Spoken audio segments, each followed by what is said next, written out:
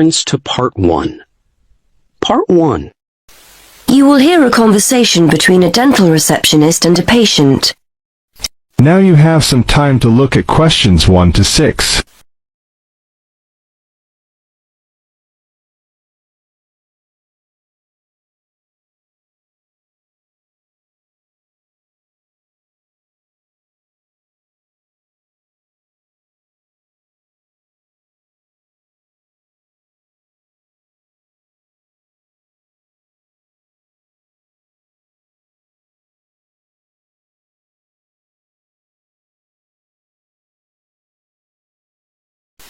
Now we shall begin.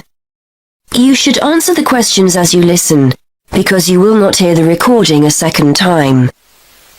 Now listen carefully and answer questions 1 to 6. Hello, Mr. Budley. Is that your treatment finished for today? Yes, I've just had the X-ray for now. The dentist asked me to make another appointment to have one out, and then to get my teeth cleaned. Okay, let's have a look at what's available. I've got a couple of free slots next week on the 16th. That's the Wednesday. Monday and Tuesday are completely full, I'm afraid. Isn't there anything sooner than that? I'm in a lot of pain. Nothing this week? I'm afraid not. We're very busy this week. One of the dentists is away on holiday, so we're a little short-staffed. If someone cancels, I'll give you a call. But for the time being, shall I book you in for the 16th? We have a free slot at 1:30 and another one at 3:30. Okay, can you book me in at 3:30? Let me make a note of that. Oh, hang on. I can't make 3:30. I've got a meeting at 4 and I'll never get back in time. It'll have to be 1:30. Right, that's booked for you. Now, the extraction will be £90 and the X-ray is £20, so that's £110 altogether. How would you like to pay? Cash or cheque? I'm afraid we don't take cards. I'll pay by cheque, thanks. If it's okay, I'll pay for the X-ray now and the rest at my next appointment, just in case I have to cancel for any reason. That'll be fine. Just to let you know, we need at least 24 hours notice if you have to cancel, otherwise there's a £10 fee. So, the cheque, who shall I make it payable to? Sinclair Dental Surgeons. That's SINCLAIR. Before you hear the rest of the conversation, you have some time to look at questions 7 to 10.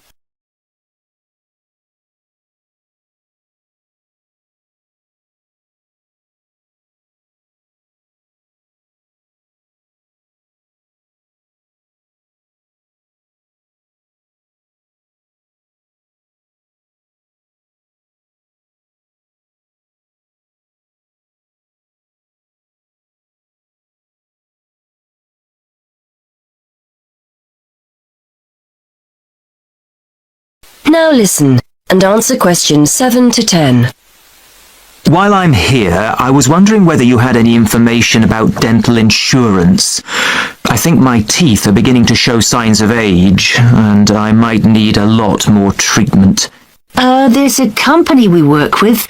Here's one of their leaflets. Their prices are very competitive, and the cover they offer is similar to that of most other companies. They pay up to £650 a year for dental treatment, and you can add your wife and children to the plan whenever you want with their family cover plan. This gives you a generous discount compared to individual plans. Thanks. It looks interesting. And they offer interest-free monthly payments too. There's a telephone number you can call for more information. Thanks. I'll take it home and have a closer read. Will I be able to claim for the treatment I'm having now? Any treatment you have after your membership starts will be covered, so if you're quick, you might get the cost of work next week covered. Thanks again. Well, I'll see you next week then. That is the end of section 1. You now have half a minute to check your answers.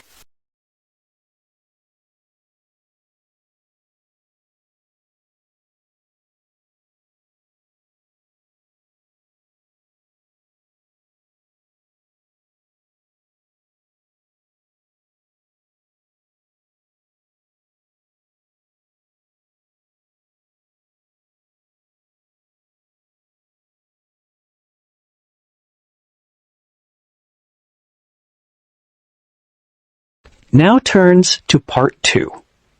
Part 2. You will hear a man giving some information about transport in London. You now have 30 seconds to read questions 11 to 15.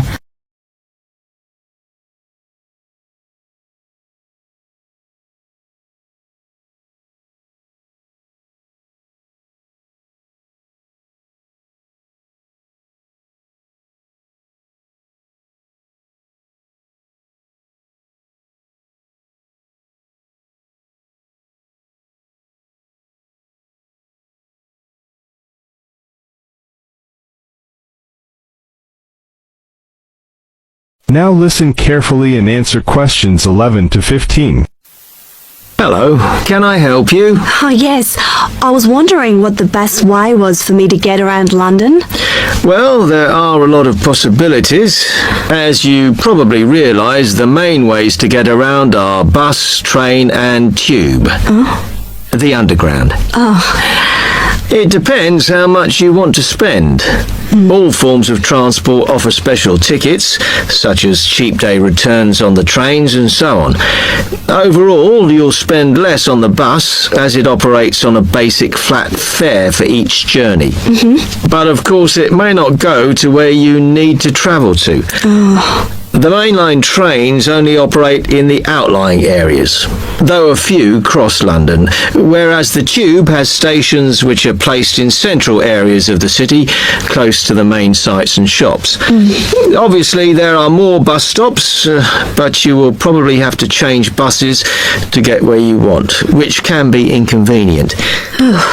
You will find that the buses are mainly in the central areas, but some tube lines go quite a long way out of London, so you could use this for longer journeys. Having said that, the tubes do get very crowded, so you should use the train if you want to sit down. It does depend where you're travelling to. Well, I'm living on the outskirts, but I have to travel into London to college every day, and then around London when I'm here. Okay, so time is going to be an issue for you. The tube should be fast crossing London, but quite honestly, there are so many delays that it's not very efficient. Again, the train has fewer stops, so is probably your quickest option to get to and from college. Of course, which service you use might depend on how frequent it is. I mean, the trains might only be every 20 minutes or whatever, but a timetable is published to save you hanging around. There are a lot of tube trains at busy times of day, but fewer at other times, whereas the buses run every 5 minutes through most of the day, and there are night buses. But you'll need to check out your route first. You now have 30 seconds to read questions 16 to 20.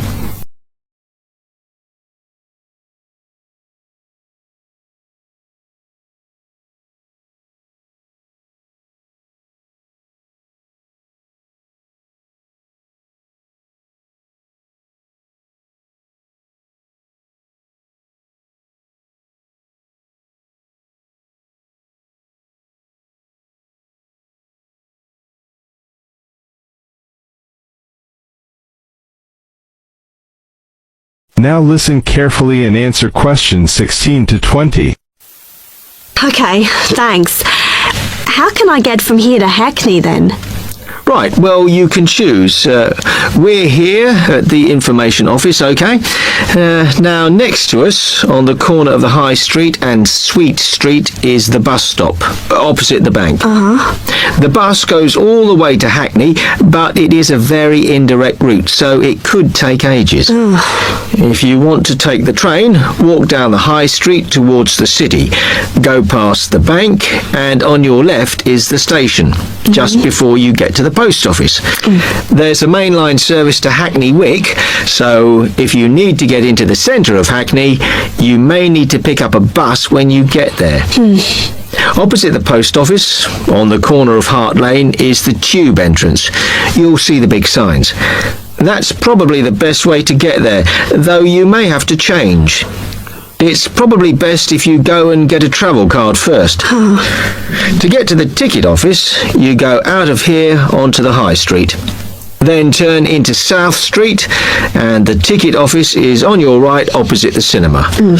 Of course, you may decide it's quicker to take a taxi, but it's a long way, so I think it'll be very expensive. If you do want to get a cab, then the rank is outside here, just opposite the office. That is end of section 2. You now have half a minute to check your answers.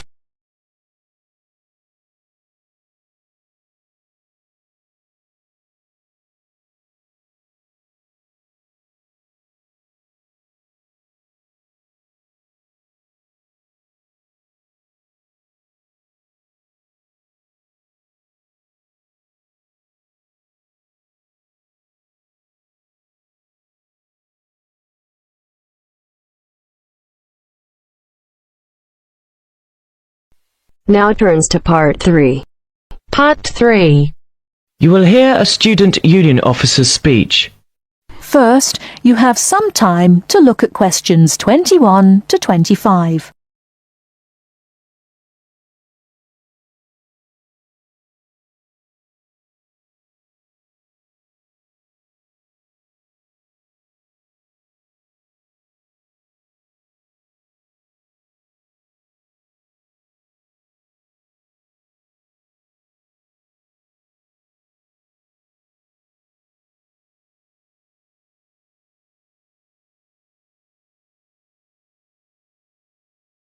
Now listen carefully and answer questions 21 to 25. Hi there. May I wish you a very warm welcome to Ealing College, and more especially to the Student Union. The Student Union is run by 4 sabbatical officers, of which I am one.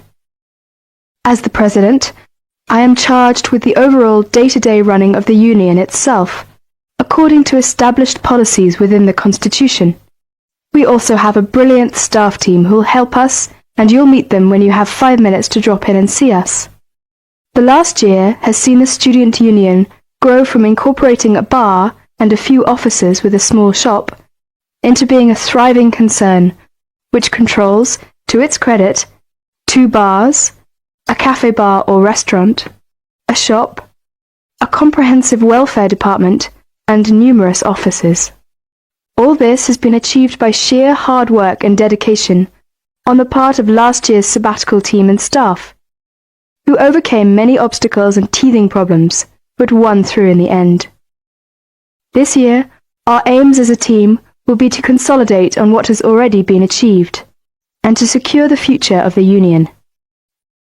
With the new post of Vice President, Social and Communications, our main emphasis will be on communications within the college, which has always proved a problem in the past, but one which we hope to improve upon this year.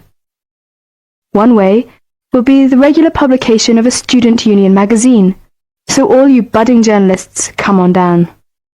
Before you hear the rest of the talk, you have some time to look at questions 26 to 30.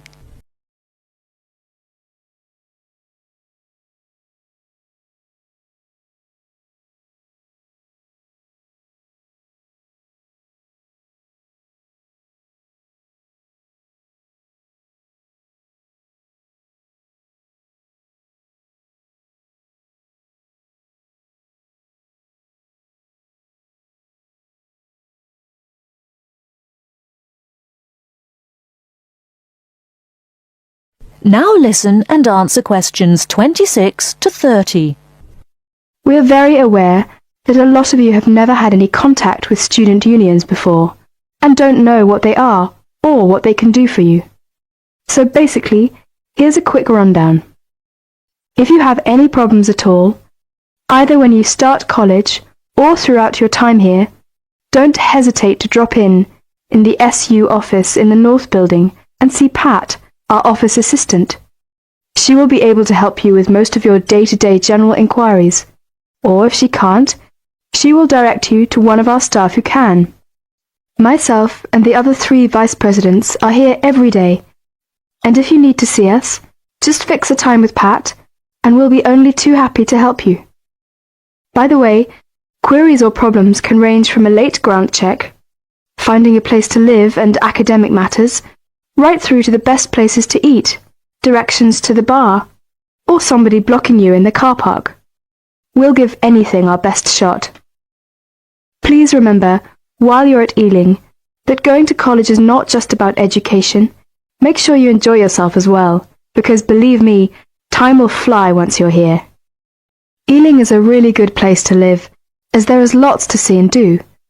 And don't forget, the metropolis of central London is only 20 minutes away by tube.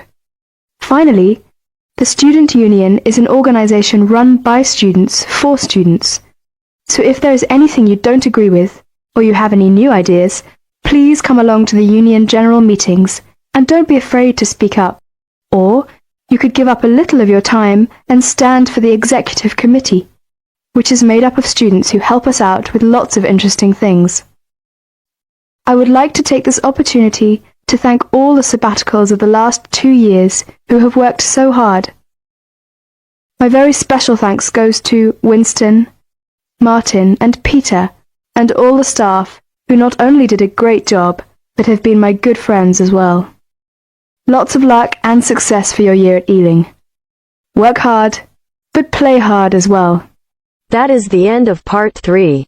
You now have half a minute to check your answers.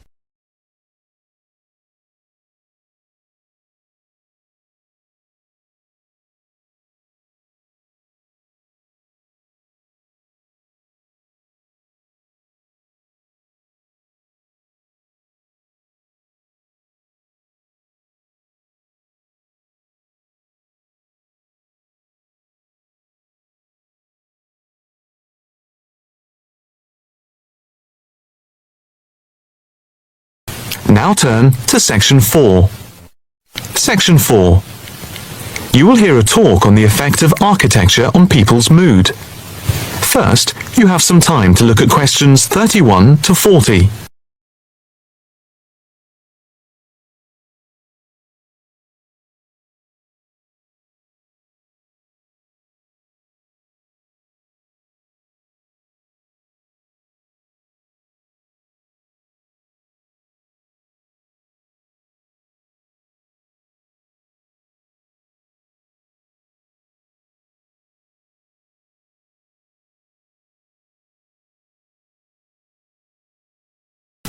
Now listen carefully and answer questions 31 to 40.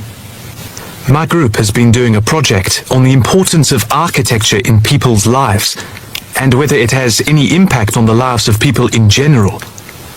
The main part I have played is in the collection of data to find out what effect, if any, various buildings have on people's mood, i.e. whether ugly buildings make people unhappy and whether beautiful buildings do the opposite.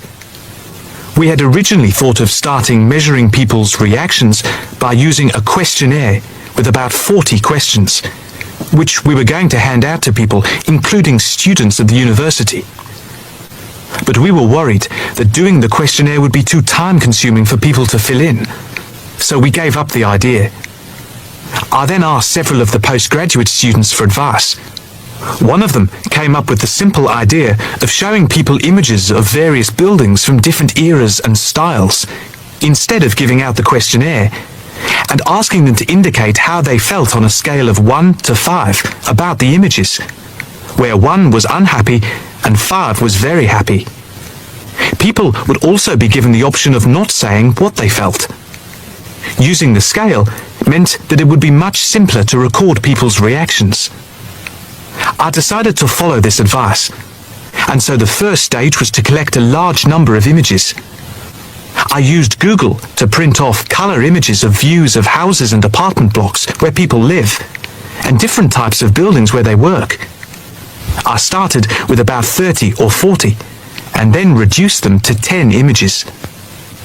Media resources in the Amory building at the Judd Street branch of the university helped me produce the final images. I had them blown up to A4 size, and we used colour rather than black and white to make the detail on the images clearer. We made 5 sets of images, and for protection when handling, we pasted the images onto hard card.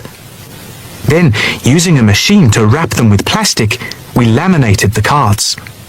5 of us targeted different age groups, We went to a local school where we obtained permission to ask a group of teenagers between 11 and 18.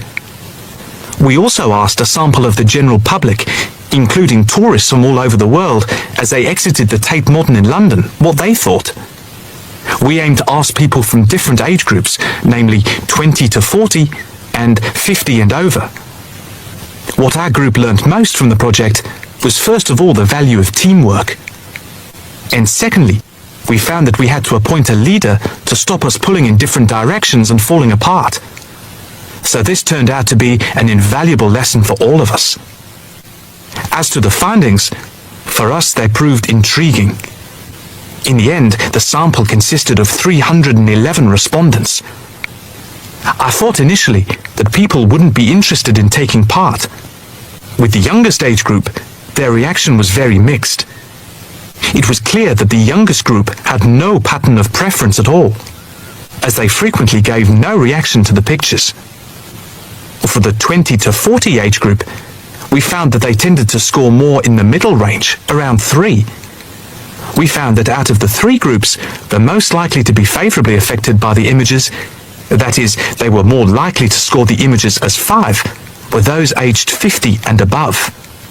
And nobody in this age group failed to say what their reaction was, which was unique for the 3 groups. In total, I have to say that about 71 people indicated that they had no reaction at all to an image. Our general conclusion is that we need to find out more about why people react as they do, by perhaps giving them a chance to give reasons for their decisions. I would like to finish there, and give my teammates a chance to add anything I've missed, or take any questions or suggestions. That is the end of section 4. You now have half a minute to check your answers.